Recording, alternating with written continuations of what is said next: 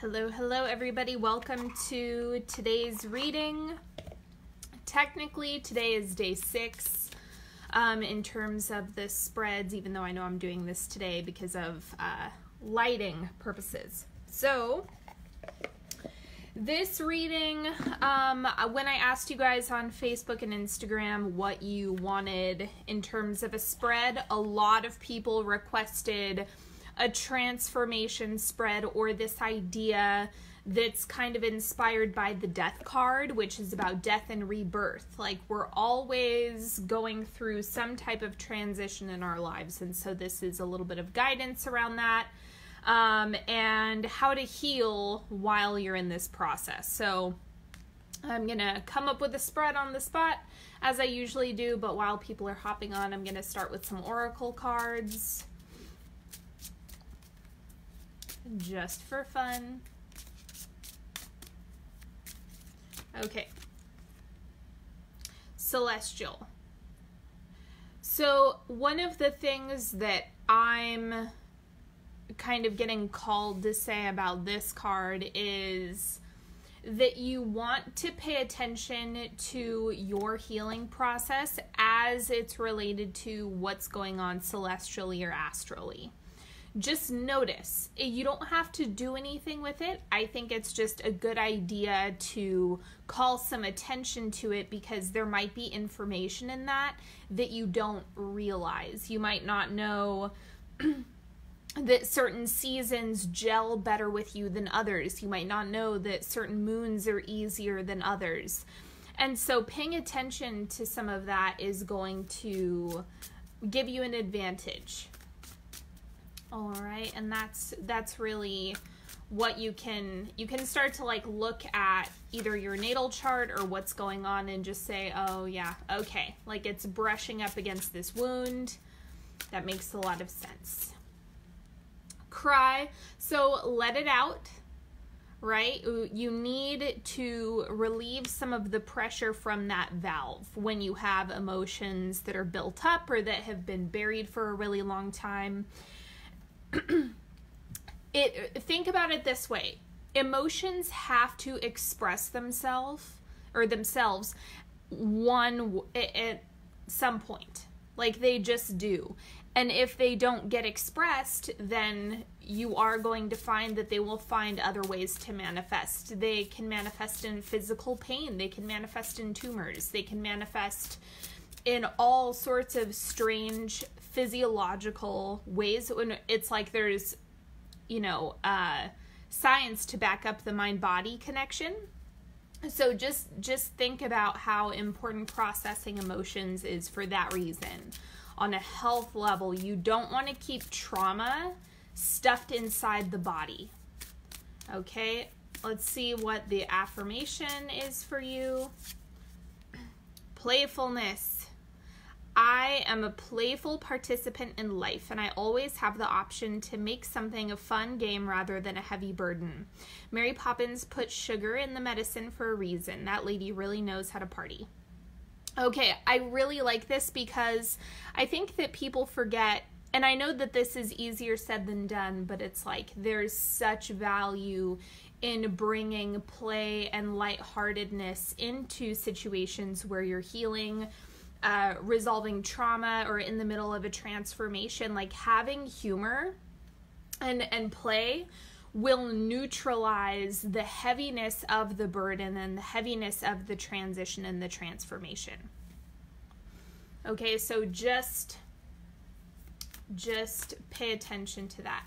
Okay, now I'm gonna pull the spread. I kind of need to think about how I want to do it, but if you're watching live on Facebook right now, okay, so I think it's about 1 o'clock on Saturday Pacific time, then post a comment if there's something you want me to cover in this reading about transformations. Okay, so remember, inspired by the death card, death and rebirth, what's dying away, what's oncoming. So if you have specific questions that you want me to cover, post it in the comments. And again, this is only for people who are watching me on Facebook. I did, okay, so Jess, I did a career reading. already. So I'm doing it just based on transformation, but if there's like any aspect of healing or an outcome card or anything like that, I can read.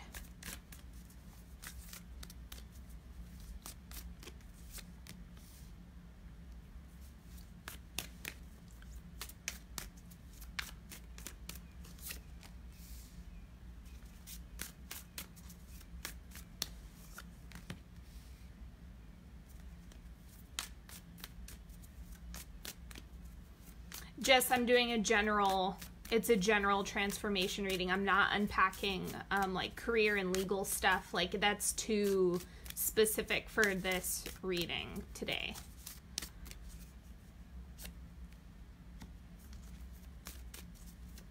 I'll start reading, and then if you have questions and you kind of get where I'm going with this, then post it.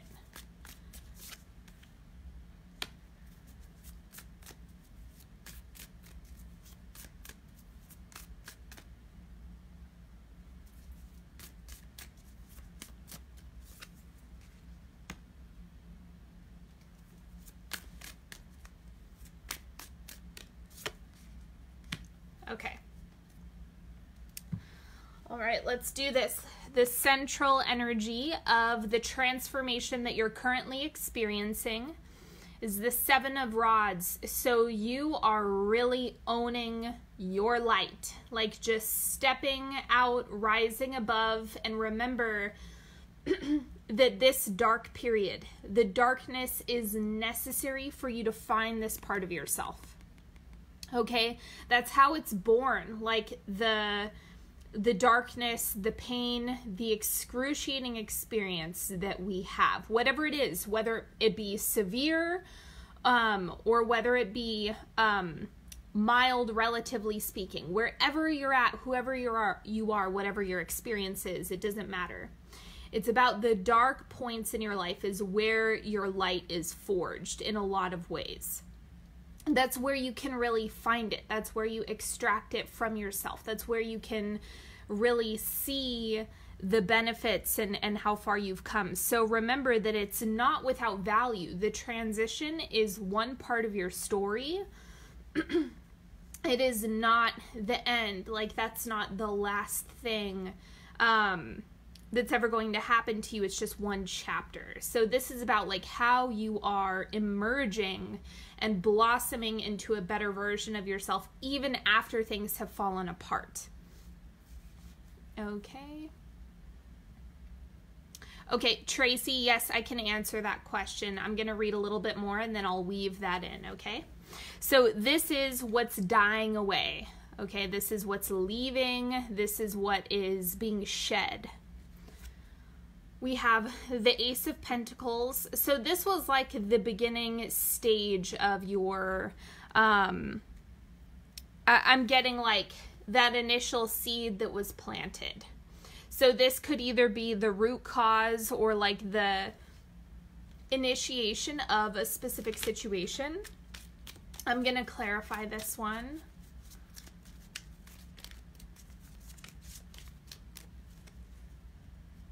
The Seven of Cups is the clarifier. So it's kind of like with this energy, it's like it could have taken many different forms, right? Like it's all the experiences throughout this process have all had their imprint. They've kind of like left their stamp on what's going on. But it's kind of like as you're turning a new leaf, the seed of where that started, the discomfort, the rupture, the whatever, is what's leaving. Like, so maybe you're in the middle of healing a lot of trauma, then this would be the origin of that. Like you're working on the root or the initiation or beginning of a situation that's unfolded. It's like the Seven of Cups is showing you all the different avenues that have presented themselves up to this point. And it's, I also want to draw your guys' attention to that this requires focus. So the three eyes looking up at the options, that's really standing out to me as you're only going to see the options, opportunities, and ways that you could improve your life if you're looking for them.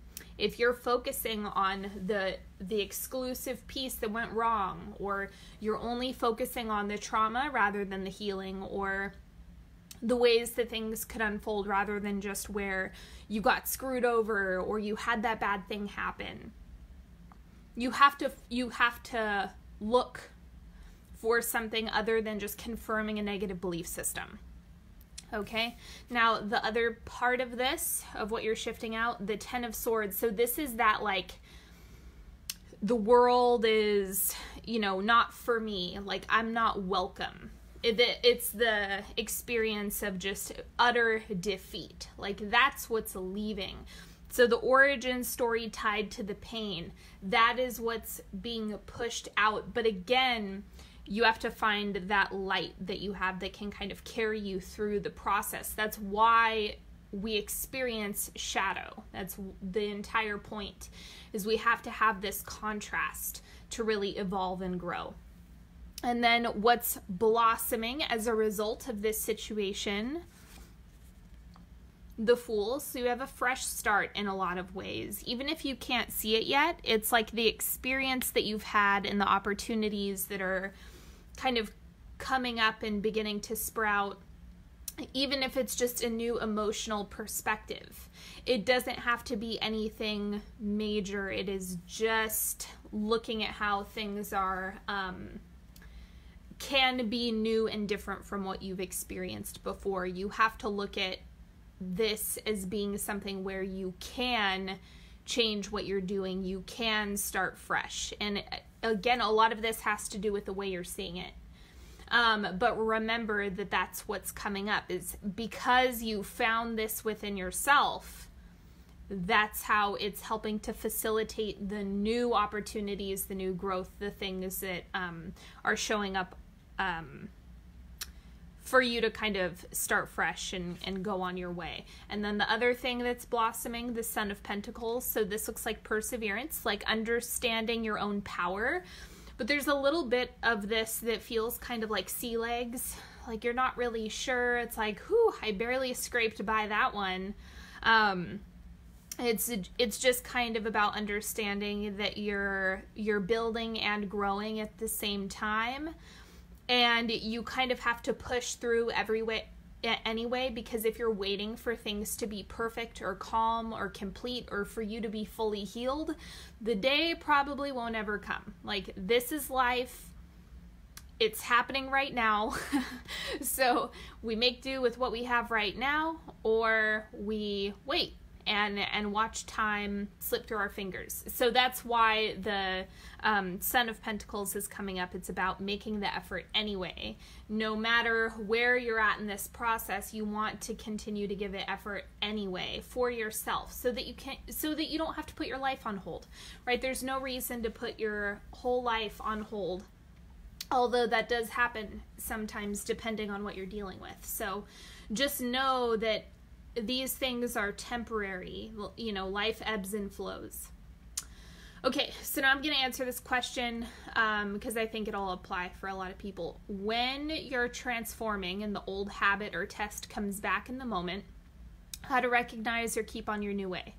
Okay, so here's the thing. I really want to encourage people to just look at this as something where, yes, the habit, the pattern that you're trying to break is going to come up again. So the first piece of that is you want to be aware of it. So the first layer is just being able to see it. Like recognizing, oh, there's that pattern. I'm totally getting lit up by this person who's talking to me or this situation that's unfolding. Just looking at it, acknowledging it. You don't even have to behave perfectly or handle everything in the new way. Just noticing it is enough to help your body identify what's happening. And then you know, it is one of those things where you kind of have to supplement the old behavior with a new one, so that when you are aware of it and you can catch yourself, you can take pause and then respond in a way that's in alignment with your growth, not with the old way of being. But it takes practice, so you have to become aware of what lights you up, what triggers the automatic response within you, and then you want to find a supplementary way to counter that behavior. So that's going to look different for everybody, but that's kind of how you shift it. But it's like recognizing it. It's like if I know I have codependent patterns, which I do, I'm really good at seeing them now just because I've kept my eyes peeled for a long time about like what are the ways that other people make me feel like I need to manage their behavior so that I can be safe. And there's a lot of people who experience that. So the first thing is you just want to know that that's a part of your makeup, that's a part of the pattern, whatever it is. And then if you know kind of how it manifests in your life, then you can start to acknowledge it when it comes up, or when you know you're around somebody that makes you want to behave in that old way of being. So you just want to know your environment, and you want to know your habits. You want to know the symptoms that show up with whatever it is that you're trying to work through. Okay, so this is advice for supporting you so that you can get over here. The Chariot, know that you're really, really supported through all of this. You don't have to do any of this alone. Like it's not something where you have to do it isolated. You really do have a lot going for you. I'm going to clarify this because it just came up as support.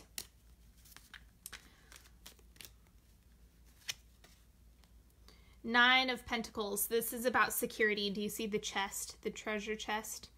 Okay, so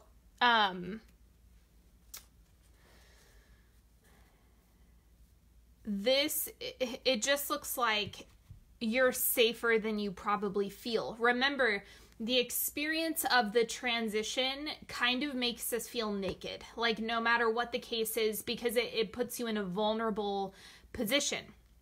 And so because of that, you know, the Chariot is just saying, like, keep moving forward. You're safer than you realize. It's just really hard to see that in the moment when you're feeling really vulnerable. Okay, so that's kind of where it's an illusion, like how vulnerable you feel versus how unsafe or unsecure you are. Those probably aren't going to feel lined up, because the transformation and transition piece of this is, you know, it's just, it can get sticky. So let's see. Oh, okay. Thank you, Michelle. I really appreciate that. Okay, so this is what you need to know.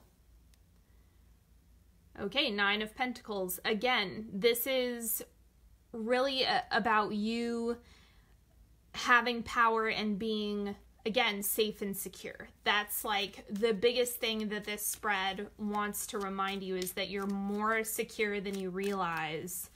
You have more going than you realize. It's just, I mean, you can even, when we're talking about vulnerability, think about this, like just the way that this is shown. It's like, you're charging ahead and moving forward and showing your bright light. And in the same breath, it does feel kind of isolating when you break free of the old behaviors and the old patterns and the old experience. And so you are kind of you're floating out there for a moment. And then it's just like, again, the perception piece. So let's see. The Sun, like it's just really driving home. Keep your eye on the light at the end of the tunnel. Keep, you know, incorporating play, incorporating support wherever you can, expressing emotions whenever you can. It's like a lot of these things we have to do for ourselves. Like, other people will not solve our problems for us. They will not solve our emotions for us. They will not do it for us. So it's just about owning your responsibility in all of this is what's going to help you heal. But hiding from it is not going to help at all. Okay. I am going to pull some Alchemist Oracle cards. So as you guys know, there's a word with 3 phrases. Pay attention to the phrase that comes up for you.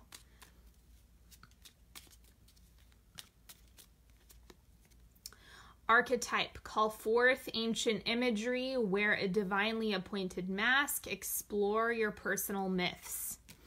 Yeah, okay, that last one is important for everybody. Explore your personal myths. This is what catastrophe are you telling yourself is unfolding? What horrific situation are you telling yourself about this transformation and this transition? Pay attention to that, because there's going to be clues. One, what your wounding is, right? It's going to be hidden in the story that you're telling yourself. And it's also going to help you understand what you're embodying through this whole process. Okay, and then we also have ritual. Seek joy and repetition. Explore the sacredness of the task at hand. Be intentional with your time. What are you giving energy to? You guys know I love to ask you that question. Where is your effort going? Where is your attention going? It's a time to kind of tap into that and figure that out. Okay, and experience. Acknowledge what it took. Be patient with new endeavors. Some paths need time to unfold.